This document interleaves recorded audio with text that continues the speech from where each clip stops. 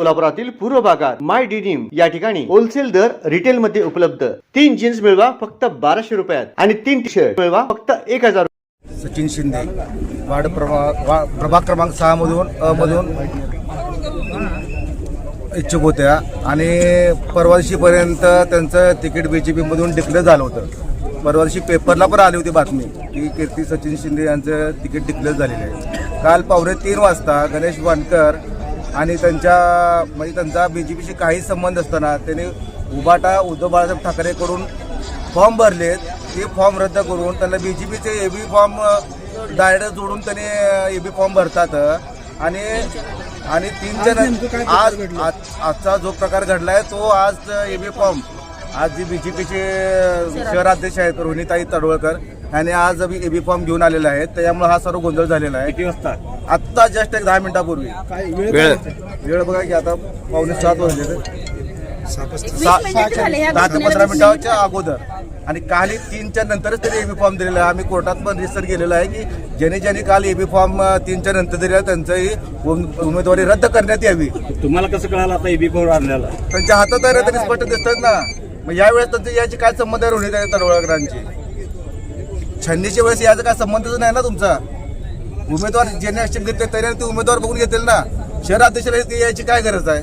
आणि दुसरी गोष्ट जी उमेदवार तुम्ही डिक्लेअर झाले त्यांचे तिकीट 25-25 लाख रुपये घेऊन तुम्ही कट करताय। हजार तर काय उभाटा गट उद्धव बाळासाहेब ठाकरे गटाचे जे उमेदवार होते गणेश वानकर आणि बीजेपीचे जे उमेदवार डिक्लेअर झाले त्यांचे तिकीट कट करून स्वतःचे तरी एबी फॉर्म दिलेले आहेत बीजेपी कडून।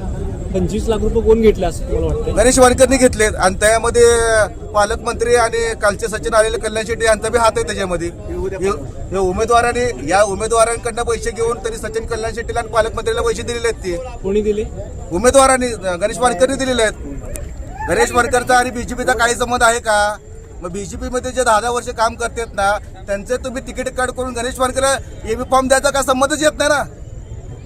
महत्वाचं कारण काय? उमेदवाराकडे 25-25 लाख रुपये घ्यायचे आणि कल्याण शेट्टीला आणि पालकमंत्र्याला पैसे देऊन तुम्ही डायरेक्ट तिकीट घ्यायचे।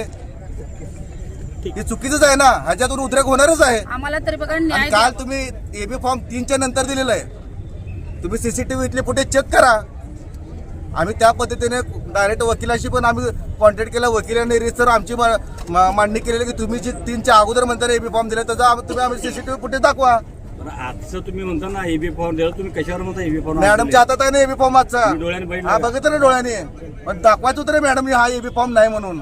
थांबायचं होतं ना, जनतेशी तुम्ही संवाद साधा ना, जनतेला दाखवा ना तुम्ही नेमकं काय घडलं ते। असे चोरासारखं येऊन कशाला आतमध्ये चाललात तुम्ही? मॅडम काय म्हणले तुम्ही विचारलं? मॅडम आम्हाला उत्तर देणे निघून गेले डायरेक्ट आतमध्ये। मॅडम तुम्ही कुठलं कागदपत्र घेऊन गेलात? आमचे संशय आहे तुमचा, तुम्ही क्लिअर करा ना त्या गोष्टी। कारण उमेदवाराच्या मध्ये तुमचा येण्याचा संबंधच नाही। तर आज जी आहे ती छाननी आहे उमेदवाराची आणि ज्या उमेदवाराने आक्षेप घेतले त्यांचा संबंध आहे ना। रोहिणीताई तडवळकरचा इथे याचा संबंधच नाही। मग तुम्ही जी लोकांची दिशाभूल करता ही बंद करा ना। लोकशाही आहे का? तुम्ही हुकुमशाही करताय का? बीजेपी म्हणजे हुकुमशाही झाल्यासारखं झालं आता ही। तुमच्या मनाला वाटेल तेव्हा तुम्ही फॉर्म देणार, मनाला वाटेल तेव्हा कट करणार, मनाला वाटेल तेव्हा तुम्ही प्रेस कॉन्फरन्स घेणार, मनाला वाटेल तेव्हा तुम्ही पेपरमध्ये नावं देणार। आता जी माझ्या मिसेसचा जी तुम्ही परवाशी पेपरला जी तुम्ही बातमी दिलेली आहे ह्याच्यामध्ये जी आमची नामुष्की झाली की बीजेपीचे तुम्हाला तिकीट मिळालं असतं, तिकीट मिळून तुम्ही जी पेपरला जी नाव आलेलं ना आज तुम्ही आमच्याकडून एबी फॉर्म काढून घेताय आणि गणेश वानकरला पैसे देऊन एबी फॉर्म देताय। ह्याचं उत्तर कोण देणार आहे? 10 वर्ष जी बीजेपी मध्ये काम केलेल्या कार्यकर्त्याला नाही कोण देणार आहे?